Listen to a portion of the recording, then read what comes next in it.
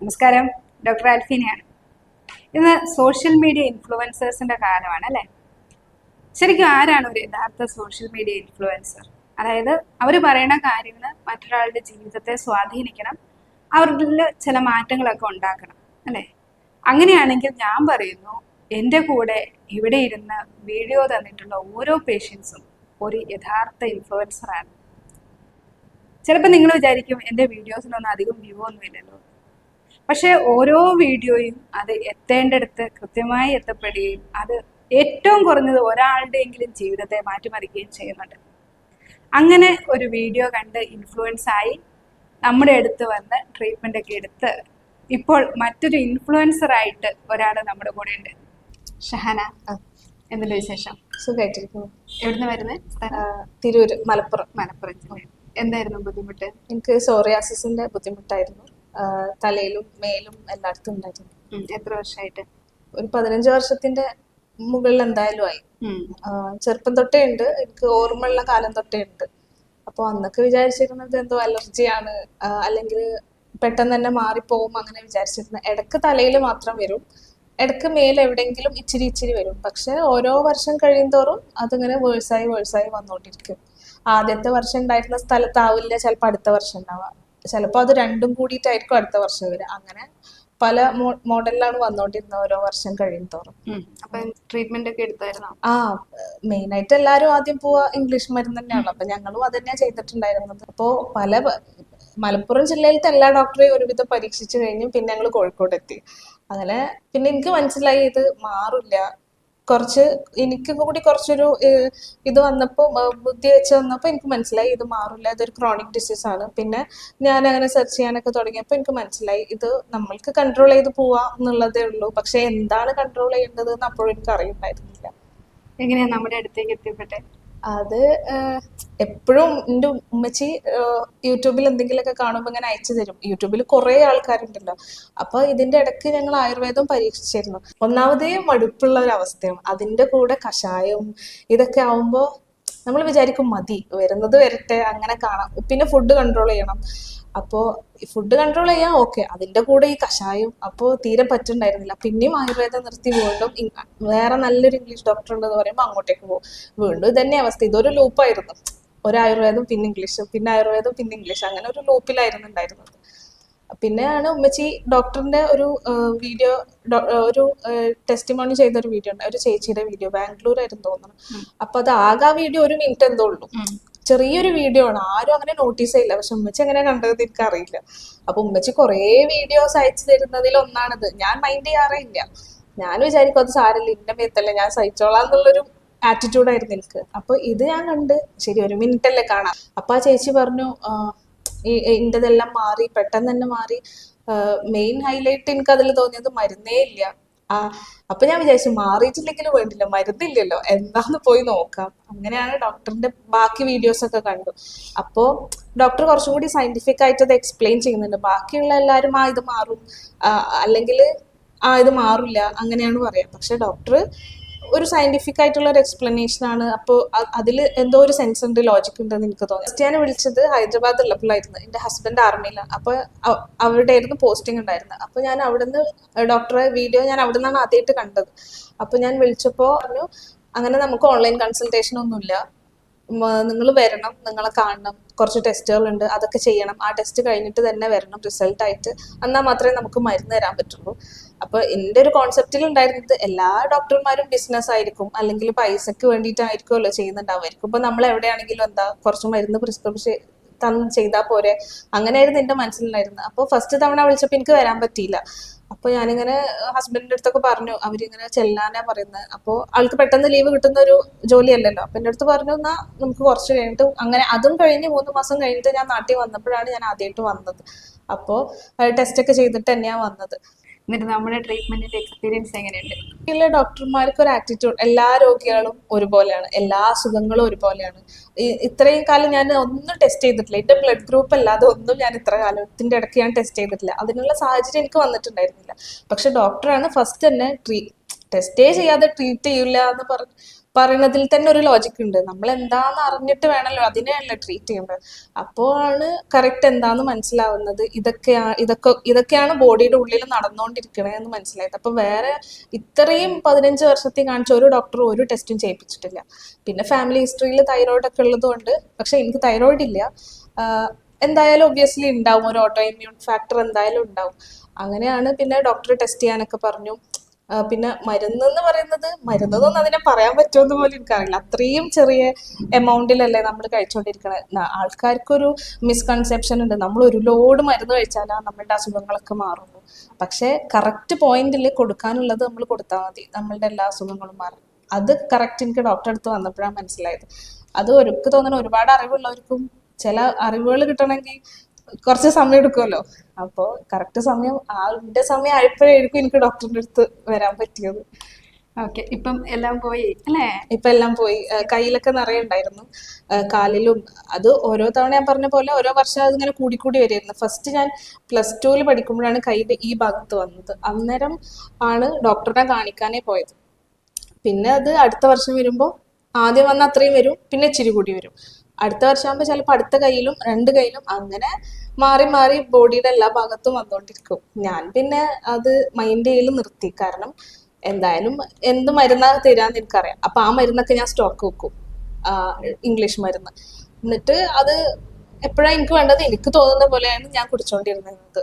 അത് എത്രത്തോളം ഹാർംഫുൾ ആണ്, ഈ സ്റ്റിറോയിഡ്സ് ആണ്, അല്ലെങ്കിൽ അത് നമ്മൾക്ക് എന്തൊക്കെ സൈഡ് എഫക്ട്സ് ഉണ്ടാക്കുമെന്നൊന്നും എനിക്ക് അറിയില്ലായിരുന്നില്ല. അല്ലെങ്കിൽ എനിക്ക് അറിയാൻ താല്പര്യം ഉണ്ടായിരുന്നില്ല. എനിക്ക് എന്താ ആ ഒരു ടെമ്പററി സമാധാനത്തിന് വേണ്ടിയിട്ട് ഞാനത് കുടിച്ചോണ്ടിരുന്നു. ഇവിടുത്തെ ബാക്കിയുള്ള ഡോക്ടേഴ്സിനെ വെച്ചുള്ള ഒരു ഡിഫറൻസ് എന്ന് പറയുമ്പോൾ, ഡോക്ടർക്ക് എല്ലാവരും ഓരോ ഇൻഡിവിജ്വൽസ് ആണ്, എല്ലാ അസുഖങ്ങളും ഡിഫറെൻ്റ് ആണ്. അപ്പോൾ അങ്ങനത്തെ ഒരു പേഴ്സണൽ ട്രീറ്റ്മെന്റ് എന്ന് പറയുന്നത് ഭയങ്കര ഇമ്പോർട്ടൻ്റ് ആണ്. അതും ഇത്രയും സ്ട്രെസ്ഫുൾ ആയിട്ടുള്ള ഒരു അസുഖമുള്ള ഒരാൾക്ക് അതൊരു സമാധാനമാണ് ശരിക്കും.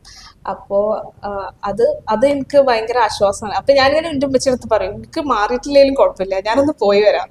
ഞാൻ എപ്പോഴും അങ്ങനെ പറയാം. എനിക്ക് ഭയങ്കര ഈ വെതറൊക്കെ ഭയങ്കര എഫക്ട് ചെയ്യുന്ന ഒരാളാണ് ഞാനിപ്പോൾ. മൈഗ്രെയിൻ ഉണ്ട്. അപ്പോൾ ഒരു സെക്കൻഡൊക്കെ സൂര്യപ്രകാശത്തിൽ എക്സ്പോഷർ കിട്ടിയാൽ തന്നെ ഭയങ്കര തലവേദനയാണ്. പക്ഷെ ഡോക്ടർ മരുന്ന് കുടിച്ചു തുടങ്ങിയതിന് ശേഷം അതും ഭയങ്കരമായിട്ട് കുറവുണ്ട്. അങ്ങനെ മൈഗ്രെയിൻ അല്ലെങ്കിൽ എനിക്ക് മൈഗ്രെയിൻ രാവിലെ തുടങ്ങിയാൽ ഞാനത് ഉറങ്ങിക്കഴിഞ്ഞാൽ എനിക്ക് മാറുള്ളൂ. എനിക്കാണെങ്കിൽ ഉറങ്ങാൻ രാത്രിയേ പറ്റുള്ളൂ. അപ്പൊ ആ ഒരു ഹോൾ ഡേ ഞാനത് സഹിച്ചുകൊണ്ട് നടക്കണമായിരുന്നു. ഇപ്പൊ ഡോക്ടർ മരുന്ന് കുടിച്ചതിന് ശേഷം അത് വന്നാലും അപ്പൊ തന്നെ പോവും, ആദ്യത്തെ അത്ര ഒരു എഫക്റ്റ് ഇല്ല.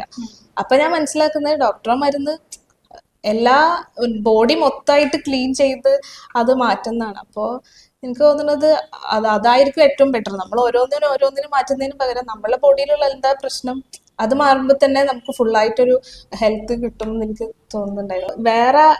ഞാനിപ്പോൾ അടുത്ത് വേറൊരു അസുഖത്തിന് വേണ്ടിയിട്ട് ഒരു ഇംഗ്ലീഷ് ഡോക്ടറെ കാണാൻ പോയി. അപ്പോൾ ആ ഡോക്ടറിനോട് ചോദിച്ചു, വേറെ എന്തെങ്കിലും മരുന്ന് കുടിക്കുന്നുണ്ടോ, അസുഖമുണ്ടോ? അപ്പോൾ ഞാൻ പറഞ്ഞു, ഒരു ആയുർവേദത്തിന് മരുന്ന് എന്നൊന്നും പറയാൻ പറ്റില്ല, ചെറിയൊരു ഡോസിൽ മരുന്ന് കുടിക്കുന്നുണ്ട്, സോറിയാസിസ് ആണ് അസുഖം എന്ന് പറഞ്ഞു. അപ്പൊ ഡോക്ടർ അത് മാറുമൊന്നുമില്ല. ഫസ്റ്റ് അയാൾ അതാ പറഞ്ഞത്. അപ്പോൾ പണ്ടത്തെ ഞാനായിരുന്നെങ്കിൽ അതിനെ വല്ലാതെ തളർത്തി കളയായിരുന്നു. ഞാനൊന്നും പറഞ്ഞില്ല, ഞാൻ മൈൻഡാക്കില്ല. ഞാൻ വിചാരിച്ച് ആൾക്കാർക്ക് അറിവില്ലെങ്കിൽ എന്താ ചെയ്യുക, അത് മാറുമൊന്നുമില്ല, അതങ്ങനെ ഇരുന്നോട്ടെ, അത് മൈൻഡാക്കണ്ടെന്ന് ഡോക്ടർ എങ്ങനെ പറയാ, അനുഭവിക്കുന്നത് നമ്മളല്ലേ. അപ്പോൾ ഞാൻ വിചാരിച്ചു ഒരു ഡോക്ടറാണാ പറയുന്നത്, എത്രയോ വർഷത്തെ എക്സ്പീരിയൻസ് ഉള്ള സീനിയറായിട്ട് പുറത്തൊക്കെ പോയി പഠിച്ച് അത്രയും എക്സ്പോഷർ ഉള്ള ഒരു ഡോക്ടറാണാ പറഞ്ഞത്. അത് മാറുമൊന്നുമില്ല, അത്രയും നിസ്സാരമായിട്ട്. പക്ഷെ അത് നമുക്ക്, എനിക്ക് തോന്നുന്നില്ല ബാക്കിയുള്ള ആൾക്കാർക്കൊന്നും അത് സഹിക്കാൻ പറ്റുന്നു. ഇത് ചെറിയൊരു സർജിക്കൽ പ്രൊസീജിയർ ആയിരുന്നല്ലോ. എന്നിട്ട് ഞാൻ അയാളടുത്ത് നല്ലത് ചെയ്തത് ഞാൻ മാറ്റി. നമ്മൾ അങ്ങനെയുള്ള ഒരു ആറ്റിറ്റ്യൂഡ് ഉള്ള ഒരാളുടെ അടുത്ത് നമ്മൾ പോകേണ്ട ആവശ്യമില്ല. അപ്പൊ ഞാൻ വിചാരിച്ചു, ഇയാൾ മാത്രമല്ലല്ലോ കേരളത്തിൽ ഡോക്ടേഴ്സ് ഉള്ളത്. അപ്പൊ ഞാൻ വിചാരിച്ചു ഇയാളെ കാണിക്കണ്ട, അയാൾക്ക് ഒരു ഡോക്ടറുടെ എത്തിക്സ് ഉണ്ട് എന്ന് എനിക്ക് തോന്നുന്നില്ല. അപ്പൊ ഞാൻ വിചാരിച്ചു അത് മാറിയില്ലെങ്കിലും കുഴപ്പമില്ല, അയാളടുത്ത് ഇനി പോയില്ല. എന്നിട്ട് ഞാൻ അപ്പൊ തന്നെ അയാളടുത്ത് തിരിച്ചു വന്നു. എന്നിട്ട് ഞാൻ വയനാട്ടിൽ വിംസിലുള്ള ഒരു ഡോക്ടറെ അടുത്താണ് കാണിച്ചത്. ആ വയനാട്ടിൽ ജില്ലയിൽ ആകെയുള്ള ഒരു പ്ലാസ്റ്റിക് സർജനാണ്. പക്ഷെ അയാൾ അടിപൊളി ഡോക്ടറായിരുന്നു. അപ്പൊ ഡോക്ടർ ഇങ്ങനെ സോറിയാസിസ് ഉണ്ട്, ഓക്കെ, എന്നിട്ട് ഇപ്പൊ എങ്ങനെയുണ്ട് അതൊക്കെ ചോദിച്ചു. ഡോക്ടർ എന്ത് മരുന്നാ തന്നെ അതൊക്കെ ചോദിച്ചു. അപ്പൊ എൻ്റെ അടുത്ത് പറഞ്ഞു, ചിലർക്ക് അതായിരിക്കും എഫക്റ്റീവ് ആവുക, ഇംഗ്ലീഷ് മരുന്ന് കുടിക്കണം എന്ന് ഞാൻ ഒരിക്കലും പറയില്ല.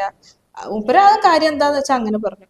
അതാവണം ശരിക്കും ഒരു ഡോക്ടറുടെ എത്തിക്സ്. അല്ല അതൊരിക്കലും മാറില്ല എന്ന് പറയുന്നത് എന്ത് ഡോക്ടറാണ്? ഇതൊരു നമ്മളുടെ ബോഡിയിലുള്ള ഫാക്ടർ. ഇത് നമ്മളെ വിട്ട് അങ്ങനെ മൊത്തമായിട്ട് പോകുന്നോ അല്ലെങ്കിൽ ഇതൊരു മാജിക് ആണെന്ന് ഡോക്ടർ ഒരു മജീഷ്യൻ അങ്ങനെ ഒന്നല്ല ഞാൻ പറയുന്നത്. ചിലപ്പോൾ തിരിച്ചു വരുമായിരിക്കാം, എന്തെങ്കിലും ലൈഫിൽ എന്തെങ്കിലും ഒരു ട്രിഗറിങ് സംഭവങ്ങൾ ഉണ്ടാകുമ്പോൾ ചിലപ്പോൾ തിരിച്ചു. പക്ഷെ അപ്പോഴും എനിക്ക് വിശ്വാസമുണ്ട്, ഡോക്ടറെ അടുത്ത് വന്നു കഴിഞ്ഞാൽ അത് മാറും എന്നുള്ളൊരു വിശ്വാസമുണ്ട്. അപ്പോൾ അതുകൊണ്ട് ഇപ്പൊ എനിക്ക് ഒരു പേടിയില്ല അതിനെ കുറിച്ചിട്ട്. ശരി. അപ്പൊ ഈ സോറിയാസിസ് മൂലം ഇതുപോലെ മാനസികമായിട്ട് ബുദ്ധിമുട്ടുന്ന ഒരുപാട് ആളുകളുണ്ട്, പ്രത്യേകിച്ച് ചെറുപ്പക്കാർ. നമുക്ക് കൂടുതലും പേഷ്യൻസും യങ്സ്റ്റേഴ്സ് ആണ്. അപ്പൊ ഇങ്ങനെയുള്ളവർക്ക് എന്തെങ്കിലും സ്വന്തം എക്സ്പീരിയൻസിൽ നിന്ന് ഒരു അഡ്വൈസ് കൊടുക്കാനായിട്ടുണ്ടോ? ഫസ്റ്റ് കാര്യം എന്ന് വെച്ചാൽ നമ്മളെ തെറ്റുകൊണ്ടല്ല അത് വരുന്നത്. നമ്മളുടെ ഹെറിഡിറ്ററി ആയിട്ടുള്ള എന്തെങ്കിലും ഫാക്ടേഴ്സ് ഉണ്ടായിരിക്കും, അല്ലെങ്കിൽ എന്ത് കാരണം കൊണ്ടോ, അത് നമ്മളുടെ വൃത്തിയില്ലായ്മയോ നമ്മൾ കുളിക്കാത്തതുകൊണ്ടോ അല്ലെങ്കിൽ വൃത്തിയില്ലാത്തതുകൊണ്ടോ വരുന്നതല്ല. പല ആൾക്കാർക്കും പല അസുഖങ്ങൾ വരുന്നു, നമുക്കിത് വന്നു, അത്രേ ഉള്ളൂ. അപ്പോൾ നമ്മളെ തന്നെ കുറ്റപ്പെടുത്താതെ നമ്മളോട് തന്നെ ഹാർഷാവാതെ അത് മനസ്സിലാക്കുക നമുക്കിതുണ്ട്, അത് നമ്മളാണത്, നമ്മളുടെ ലൈഫാണ്. അപ്പൊ നമുക്ക് അതിലൊന്നും ചെയ്യാൻ പറ്റില്ല. പിന്നെ ചെയ്യാൻ പറ്റുക പറയുന്നത് ഒരുപാട് ഡോക്ടേഴ്സിനെ റോങ് ആയിട്ടുള്ള കാര്യങ്ങൾ കണ്ട് അത് എക്സ്പെരിമെന്റ് ചെയ്യാതെ റൈറ്റ് ആയിട്ടുള്ളത് കാണുമ്പോൾ അതിൽ കണ്ടിന്യൂ ചെയ്യുക. ഇപ്പൊ ഞാൻ ഡോക്ടറെ അടുത്ത് വരുമ്പോൾ ഡോക്ടർക്ക് നല്ല സ്ട്രിക്റ്റ് ആയിട്ടുള്ള പഥ്യമുണ്ട്.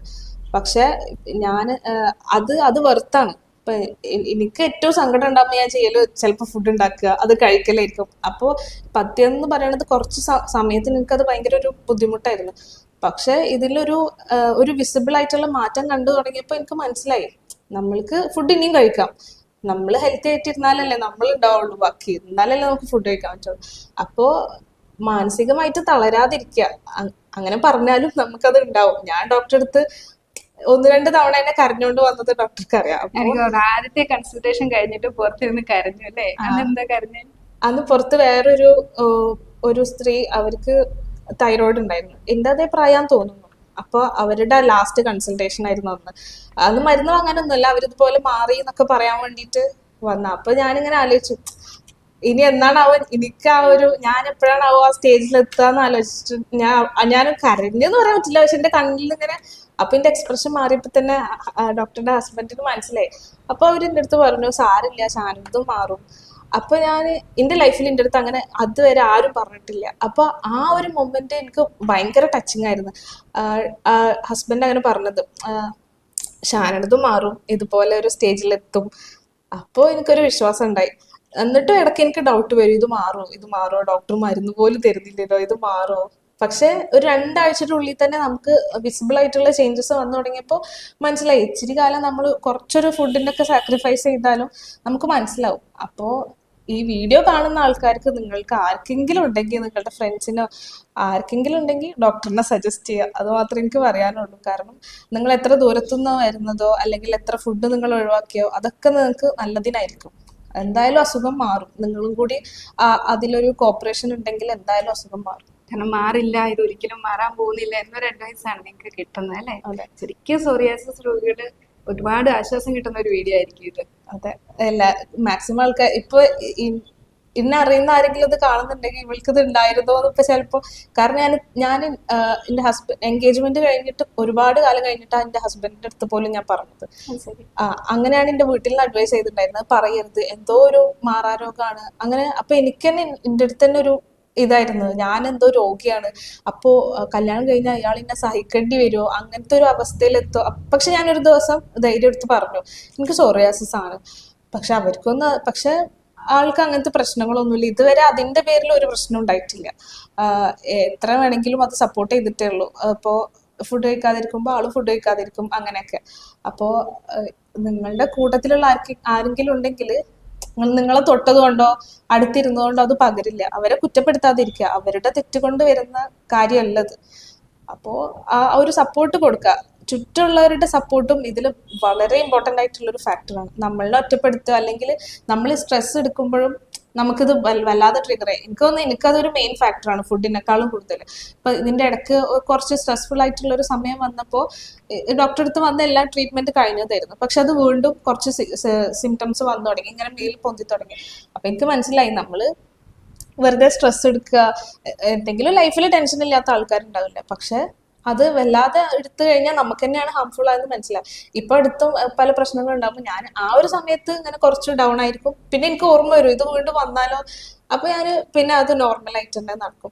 അതുകൊണ്ട് ഇപ്പൊ കുഴപ്പങ്ങളൊന്നുമില്ല. രണ്ടാമത് വീണ്ടും വന്നെങ്കിലും അത് പെട്ടെന്ന് മാറി. അത് പെട്ടെന്ന് മാറി. ആദ്യം കുറച്ച് സമയം എടുത്തു മാറാൻ, കാരണം അത്രയും പഴക്കം ഉണ്ടായിരുന്നല്ലോ, ഒരു 15 വർഷത്തൊക്കെ ഹിസ്റ്ററി ഉണ്ടായിരുന്നല്ലോ. പിന്നെ അത് വന്നപ്പോൾ ഞാൻ വീണ്ടും ഡോക്ടറെ അടുത്തേക്ക് തന്നെ വേഗം വന്നു. പിന്നെ അതൊരു വേഗം ഒരു മാസം 1.5 മാസം കൊണ്ട് തന്നെ എല്ലാം കംപ്ലീറ്റ്ലി പോയി. ഇപ്പൊ എനിക്ക് തോന്നുന്നു 6 മാസത്തിന് മേലായി മരുന്ന്, 6 മാസത്തിന്റെ അടുത്തായി മരുന്നൊന്നും കുടിക്കുന്നില്ല, ഒരു കുഴപ്പമില്ല. അതിന് ശേഷം ഒന്നും വന്നിട്ടില്ല. നോർമൽ ഡയറ്റിലേക്ക് വന്നില്ലേ? നോർമൽ ഡയറ്റിലേക്ക് വന്നു. അന്ന് ആദ്യത്തെ ദിവസം അല്ലേ കൺസൾട്ടേഷൻ കഴിഞ്ഞു പോയപ്പോൾ പറഞ്ഞതുപോലെ തന്നെ ഇതേപോലെ സന്തോഷമായിട്ടൊരു വീഡിയോ എടുക്കാനോ പറ്റിയല്ലേ? അപ്പോൾ അതിൽ ഭയങ്കര സന്തോഷമുണ്ട്. പിന്നെ എൻ്റെ ഉമ്മച്ചിക്കും തൈറോയ്ഡ് ഉണ്ടായിരുന്നു. ഞാൻ ഇടയ്ക്ക് ഉമ്മച്ചിനെ കൂട്ടി വന്നിട്ടുണ്ടായിരുന്നു. ഉമ്മച്ചി എനിക്ക് തോന്നുന്നു കുറച്ച് ലേസി ആയതുകൊണ്ടും യാത്ര ചെയ്യാനുള്ള ബുദ്ധിമുട്ടുകൊണ്ടും അത്രേ മരുന്ന് കഴിച്ചിട്ടുള്ളൂ, കുറച്ചേ കഴിച്ചിട്ടുള്ളൂ. പക്ഷെ ഉമ്മച്ചിക്ക് തന്നെ ഭയങ്കരമായിട്ട് മാറ്റം ഉണ്ടായി. ആള് ഇരുന്നിടത്തുനിന്ന് എണീക്കില്ലായിരുന്നു, ഭയങ്കര ക്ഷീണമൊക്കെ ആയിരുന്നു. ക്ഷീണം, പിന്നെ എന്തെങ്കിലും പണിയെടുക്കുമ്പോഴൊക്കെ കിതക്കുക, അങ്ങനെയൊക്കെ ഉണ്ടായി. അതൊക്കെ കുറേ മാറി. അതും ഫുള്ളി നമ്മളുടെ മരുന്ന് കോഴ്സ് കംപ്ലീറ്റ് ചെയ്തിട്ടില്ല എന്നിട്ട് തന്നെ. അപ്പൊ ഉമ്മച്ചിക്ക് യാത്ര ചെയ്യാൻ ബുദ്ധിമുട്ടുള്ളതുകൊണ്ടാണ് പിന്നെ അത് കംപ്ലീറ്റ് ചെയ്യാൻ പറ്റാത്തത്. അപ്പൊ ഞാൻ പറഞ്ഞിട്ടുണ്ടായിരുന്നു ഇനിയിപ്പോ വന്ന് അത് ഫുള്ളാക്കണം, മൊത്തമായിട്ട് മാറിപ്പോവാണെങ്കിൽ മാറിപ്പോട്ടെ. ഇപ്പൊ തൈറോയ്ഡ് ആണെങ്കിലും സോറിയാസിസ് ആണെങ്കിലും കുറച്ചൊന്ന് നമ്മള് കോപ്പറേറ്റ് ചെയ്ത് കഴിഞ്ഞാൽ അത് മാറുകയാണെങ്കിൽ മാറുന്നതല്ലേ നല്ലത്. നമ്മൾ വേറെ ഡെയിലി തൈറോയിഡിനൊക്കെ പറയാം ഡെയിലി മരുന്ന് കുടിക്കണം, നമ്മളുടെ ജീവിത അവസാനം വരെ മരുന്ന് കുടിച്ചോണ്ടിരിക്കണം, അങ്ങനെയുള്ള ഒരു അഡ്വൈസ് അല്ല കിട്ടുന്നത്. അപ്പോൾ ഡോക്ടർ ഇത് പറയുമ്പോൾ എൻറ്റയർലി ഡിഫറെന്റ് ആണ്. അപ്പോൾ മെച്ചമുള്ളത് അതാണെങ്കിൽ പിന്നെ അത് ചെയ്യുക എന്നുള്ളതാണ്. അപ്പൊ ഈ സോറിയാസിസിനെ ചികിത്സിക്കണമെങ്കിൽ സോറിയാസിസ് ഉള്ള പേഷ്യന്റിനും അവരുടെ കൂടെയുള്ള ആളുകൾക്കും ഏറ്റവും കുറഞ്ഞത് ഒരു ബേസിക് ആയിട്ടുള്ള ഒരു ക്വാളിറ്റി വേണ്ടത് എന്താണെന്ന് വെച്ചാൽ ഒരു ലോജിക്കൽ തിങ്കിങ് കപ്പാസിറ്റിയാണ്. അതായത് ചില കാര്യങ്ങൾ നമ്മൾ പറഞ്ഞു കൊടുക്കുമ്പോൾ അത് എന്തുകൊണ്ടാണെന്നും അത് മുന്നോട്ട് അനുസരിക്കേണ്ടതിന്റെ പ്രാധാന്യം അവർക്ക് മനസ്സിലാവണം. ഇപ്പം ചില ട്രിഗേഴ്സ്, ചില ഇൻഫെക്ഷൻസ്, കാരണം ഇതൊരു ഓട്ടോ ഇമ്മ്യൂൺ അസുഖം ആയതുകൊണ്ട് തന്നെ ചില ഇൻഫെക്ഷൻസോ ചില സ്ട്രെസ്ഫുൾ ആയിട്ടുള്ള സിറ്റുവേഷൻസോ ഒക്കെ ഉണ്ടാകുമ്പോൾ ഒരുപക്ഷെ ഇതൊന്ന് ഫ്ലെയർ അപ്പ് ആയേക്കാം. ആ സമയത്ത് വീണ്ടും ഇതിനൊരു സപ്പോർട്ട് കൊടുക്കുക എന്നുള്ളത് വളരെ ഇമ്പോർട്ടൻ്റ് ആണ്. ഇപ്പോൾ ഈ ഷഹാനയുടെ കാര്യത്തിൽ തന്നെ 1 വർഷം മുമ്പ് ഒരു ഇനീഷ്യൽ ട്രീറ്റ്മെന്റ് കഴിഞ്ഞതാണ്. ചില മാസം കഴിഞ്ഞപ്പോൾ ചില സമ്മർദ്ദമായ ചില സാഹചര്യങ്ങൾ ഉണ്ടായപ്പോൾ വീണ്ടും ഫ്ലെയറപ്പായി. ആ ഫ്ലെയറപ്പായ സമയത്ത് ഓടി നമ്മുടെ അടുത്തേക്ക് വരികയും അടുത്ത സപ്പോർട്ട് കൊടുക്കുകയും ചെയ്തപ്പോൾ ഏതാനും ആഴ്ചകൾ കൊണ്ട് അത് കംപ്ലീറ്റ്ലി ഹീലായി. ശരിക്കും പണ്ട് വന്ന ആ പാട് പോലും ഇല്ലാതെ നോർമലായിട്ട് മാറി സ്കിന്ന്. അപ്പൊ ചില പേഷ്യൻസ് ഇത് മനസ്സിലാക്കില്ല. അപ്പൊ ഇത് വീണ്ടും ഇങ്ങനെ ഒരു ഫ്ലെയറപ്പ് ഉണ്ടാകുമ്പോൾ ഞാനിനി പോയിട്ട് അവിടെ പോയി ട്രീറ്റ്മെന്റ് എടുത്തിട്ട് കാര്യമൊന്നുമില്ല, പോയി ഇംഗ്ലീഷ് മരുന്ന് കഴിച്ചേക്കാം അല്ലെങ്കിൽ സ്റ്റിറോയിഡ് അപ്ലൈ ചെയ്തേക്കാം, അങ്ങനെ ഒരു ചിന്തയിലേക്ക് പോകും. ശരിക്കും അതൊക്കെ കാണുമ്പോൾ നമുക്ക് ഈ അസുഖം ട്രീറ്റ് ചെയ്യാനുള്ള താല്പര്യം തന്നെ ഇല്ലാണ്ടാവുകയാണ് ചെയ്യുന്നത്.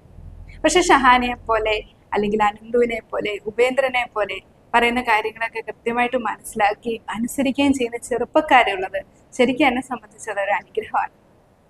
അപ്പോൾ ഈ ഒരു വീഡിയോ ശരിക്കും നിങ്ങളെ ഇൻഫ്ലുവൻസ് ചെയ്തില്ലേ? അപ്പോൾ മറ്റൊരു വീഡിയോയിൽ പുതിയൊരു ഇൻഫ്ലുവൻസറുമായിട്ട് നമുക്ക് വീണ്ടും കാണാം. താങ്ക്